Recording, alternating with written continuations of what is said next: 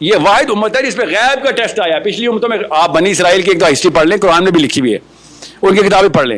रोज ऐसे मौजज़े हो रहे हैं कि गैब की कोई कसर ही नहीं है। कभी कोई किसी चीज की बारिश हो रही है, कभी किस चीज की, फिर आपका एक शोला जमीन में चल रहा है, आगे आगे गाइड करता आ रहा है। उससे पहले समंदर फाड़ चुके हैं वो।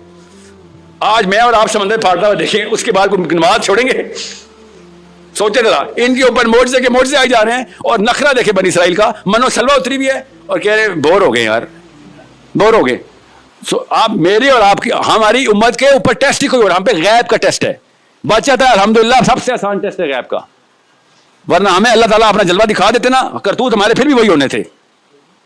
सोचें जरा, हम पे गैब का टेस्ट है, इसलिए शायद परसेंटेज में हम 1% भी हो। नबी इस्लाम ने इसलिए बशारत भी दी थी कि मेरे भाई अभी आने हैं।